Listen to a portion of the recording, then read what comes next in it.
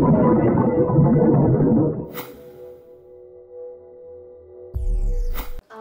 family, how's he looking? Was he a chance to play against Carlton? He'll play this week, but playing the knee full. We just think with 2 30-hour flights and his history of soft tissue, we just got to do the right thing by him. He didn't get back. He got it back a little bit later on the Monday, so we only had 5 days training. But he's actually done a bit while he's away, which is good. He's in a really good headspace. He's up and about, but we just think for longer term he just needs to play a game, probably get half to 3/4 in the knee full, and then be available the next week. Has he come back in okay? You mentioned his head is pretty good. Yeah, he's good. Yeah, no, he seems to be in a good space. His mum and dad have come back with him and his younger brother, so they were here for about 3 weeks. So I think that's good for all of them. So from Pearce's point of view, it looks like he's in a good spot. He's done the work this week and seems to be up and about. You said before last week's game that the guys had trained really well and they'd responded well, and it ended up sort of flying on into the performance. What have you seen this week? Have you seen the same sort of intensity? Haven't seen the same intensity because the 6-day break, so it's only 5 days. And it was they work fairly hard. So physically they're still getting there, but the intent was pretty good today. The intent and the enthusiasm was good. They moved the ball quite well. So we had a few guys with some little niggles and sore spots just from knocks, but they will certainly be 100% by Saturday. But all you want to see is the effort and the intent, because if the intent's there, then they'll be able to take it on the weekend, which was there this week. So that's good. So Swallow fine? Yes, he's fine. Yeah, he's fine. He trained today, trained at top speed, so he's okay. And Ben Ainsworth had the corked.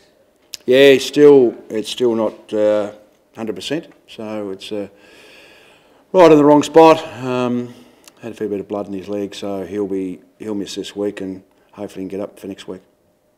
And Cade, is he the other one? Is he looking to... Cade?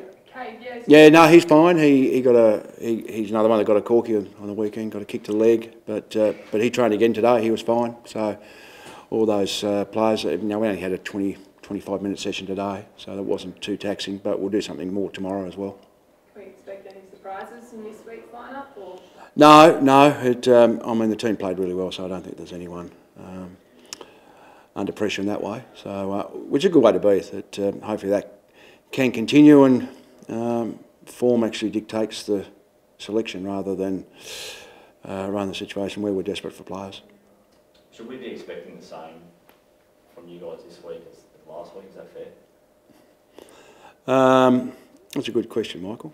I don't think it's going to be the same as a result, and what you're looking for is the effort. I mean, Carlton are playing some pretty good footy. You only play as well as the opposition lets you at times.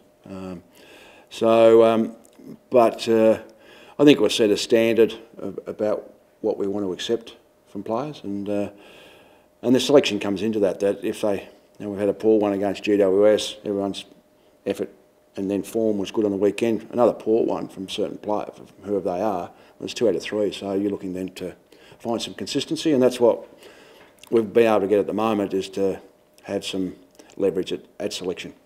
So the seconds have played well. We've got quite a few players available, so there's some players in good form in the NEFL team. So we'll reward that. The first-year players, I guess you're never going to drop anyone from a 86-point victory, and I'm not suggesting anyone's form warranted, but Jack Bowes looks like he's just hit a bit of a wall. Ainsworth probably would have the same. Like, what are you going to do with your... Are they just in until they run out of puff? Or? No, we're a bit proactive. I'm just going to say, the Jack Scrimshaw, who missed a lot of the pre-season, he'll be rested this week from the NEFL, so we're getting proactive on that. So we will be proactive. We actually thought form-wise that a little bit fatigued Jack Bowes on the weekend, but we thought his last quarter and a half were pretty good. So the balance will be when we do actually rest him, and it will come at some stage. We don't feel that he could last to the bye, but he may be able to. So we'll see how he recovers, and we'll take it week by week. But it's been flagged internally, those guys, all the players who are first-year players, and that includes right down to Max Spencer. So those 6 players will be monitored week by week. And it depends on the amount of pre-season they had. Jack Scrimshaw hasn't had a big pre-season, so we've got to be mindful of him. So that's why he'll rest. He'll play another, round 4. He'll play another 3 or 4, then have a bye, then the bye comes to him again. So we'll probably play him in 4-game blocks. You're saying Carlton is playing good footy. How do you approach those guys this weekend? A bit like last week, where it's more about us. Probably historically we've had opposition meetings fairly big degree about the opposition, where we're sort of maybe just focus on 2 or 3 key things that the opposition do. Know what we need to bring in that area, but it's more about us bringing that effort and that intensity and the work rate and the way we want to play. So, so that'll be, obviously they're playing some good footy and the way they go about it, so we've obviously done some homework on that and they're key players, but every team's got some key players. They've all got their best 4, 5, 6 players, but it's more about us and how we go about it. You said after the Brisbane loss that the team doesn't necessarily play that well when they're the favourites, that sometimes they don't handle that well. Coming off such a big win, you'd be pretty decent favourites this weekend. How are they handling that sort of? Yeah, I don't know if it would be decent favourites. They've played pretty well, Carlton. Didn't lose by much to Melbourne and won on the weekend, so I would think, and then playing at home, it'd be a minimum 50-50 call. So I wouldn't have thought our guys are going favourites in their own mind, and that we've got to grow and improve in that area. So if we are ever favourites or expectations high, we've got to be able to handle those. So handle that. So hopefully that was just a one-off, and we've spoken about that consistently internally, that they can learn and improve. What about that travel factor, Robert? Teams had a really poor record in your time here on the road, and I don't think you've won in Victoria at all. Is that something you've spoken about, or is there? No, we haven't spoken about that. I mean, reasons for that. There's some games that we probably should have won, lost close ones, but no, I don't think there'll be a lot of stats that have been great the last 2 years. So I don't think that'll be the only one that we'd have to be concerned about. But again, it's an attitudinal thing. We need to prepare well. We need to go down with the mindset that we bring our effort. That's what we'll do.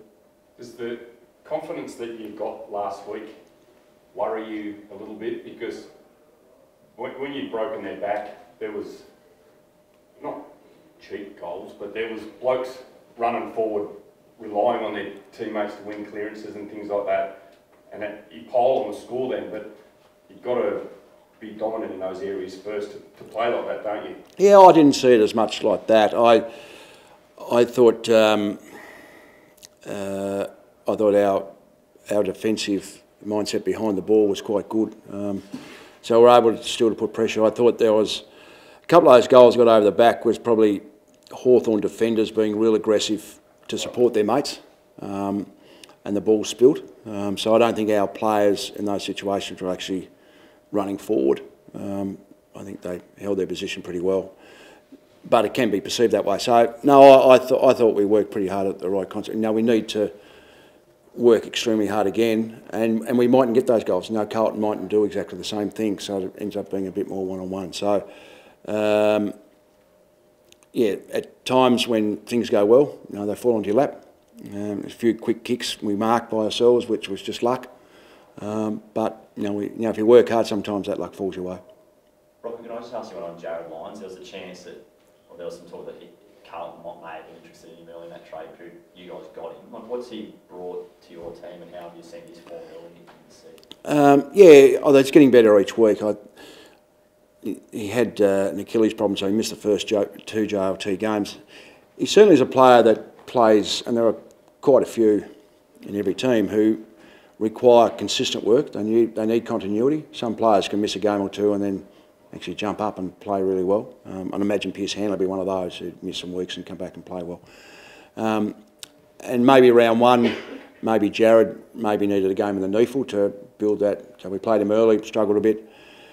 And I think his form last week, especially the last half, was good. He had 10 clearances. And I think that's that continuity of game. He's going to bring another hardened body in tight. He's very clean. He's tough in tight. So he's a smart player. So I think that experience again. I mentioned last week with Harbrow coming in. There's always a tipping point having youth, and we all love to have youth. But you get to a stage where you have too many in tough situations that can sort of count against it. But I think Jared, that experience helps us. Rocket, do you think you've got that right balance of youth and experience going into this one? Well, we did last week, and we're not making a change, so I think we'd probably answer would be yes. The Lions doesn't miss a game, does he? He just takes the $1,000 fine? Yep. Yep, alright, cool. And Brendan Matera, great game last weekend. Do you expect much the same? Yeah, it's probably what I was mentioning before, that if you work hard enough or long enough, things will fall your way. And now he had 2 or 3 that fell his way, but I was pleased it was on the back of his work rate. He got to good spots. Probably historically, he was probably waiting for those moments to fall his way, and there was nothing much else to back that up. But he's worked very hard now, certainly over the pre-season, but I reckon probably the last 12 months. He's changing his habits. He's a real pro now. The way he goes about his pre-season has been terrific. And he got his chance the weekend on the back of good form. So he was a player that came in, like last year with our injuries, we just had to put players in who had no form. And then the confidence obviously saps a bit. But the fact he's coming in on good form, he was able to take that into the seniors, which was good. What do you mean by changing his habits? Right? Is it in the gym? Is he eating differently? Well, it's been spoken about quite a lot publicly previously that, he just needed to get his professional habits correct.